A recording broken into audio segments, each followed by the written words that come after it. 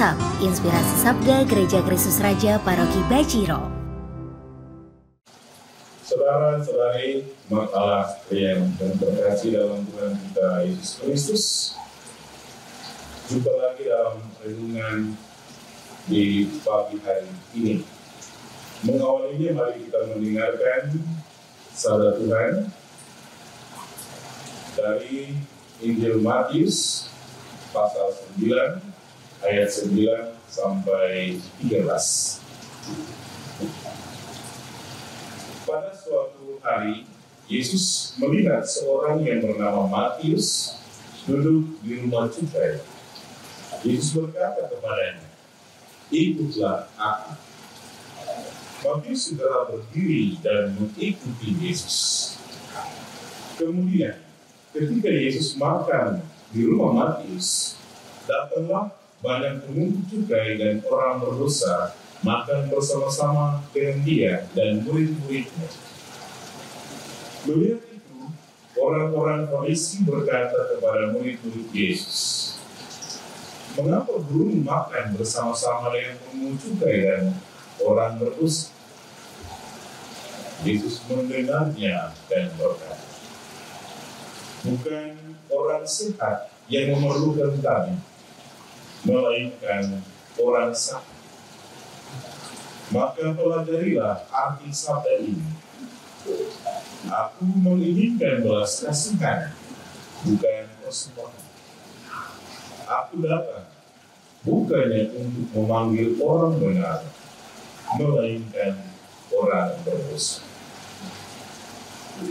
Demikianlah sabda terpujilah Kristus.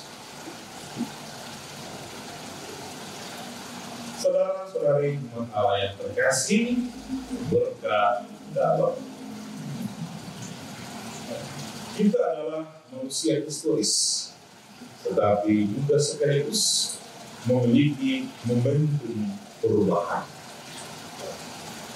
Kita memiliki masa lalu, tapi juga kesadaran untuk membuat kerangka kerja, untuk mengevaluasi hidup, dan membuat keputusan yang lebih bijaksana. Itulah mengapa kita bisa menjadi agen perubahan untuk diri. Matius adalah seorang pemungut cukai. Di hadapan kaum Farisi dan para ahli Taurat, pemungut cukai adalah orang berdosa karena menjadi kaki tangan penjajah Romawi. Bahkan karena mereka memungut pajak secara berlebihan dan bertindak merampas apa yang dimiliki oleh bangsa Yahudi. Pada waktu orang Farisi melihat bahwa Yesus makan di rumah pemungut cukai itu, mereka berkata kepada para murid Yesus, "Mengapa guru makan bersama-sama dengan pemungut cukai dan orang berdosa?" Mereka heran dan memberikan protes. Kok bisa orang kudus ada bersama dengan orang berdosa? Sampah masyarakat, karena demikian. Maka saudara-saudara terkasih, mari kita memaknai peristiwa ini. Ketika Matius melihat Yesus, ia tergerak untuk melihat Yesus. Ia datang mencari Yesus. Ia telah mendengar kabar tentang Yesus. Ia juga telah menyaksikan kuasanya dan memutuskan untuk menjumpai Yesus. Katakanlah itu adalah move on-nya Matius. Lalu tindakan Matius itu mengundang belas kasih Yesus. Yesus mau masuk dalam hati yang terbuka dan rindu kepadanya. Yesus mau masuk dalam rumah Matius. Kehadiran Yesus mengubah hidup Matius. Mendengar protes orang Farisi, Yesus memberi respon dalam 3 argumen. Yang pertama, bukan orang sehat yang memerlukan kami, tetapi orang sakit. Yang kedua, Yang Yesus kehendaki adalah belas kasihan, bukan korban persembahan.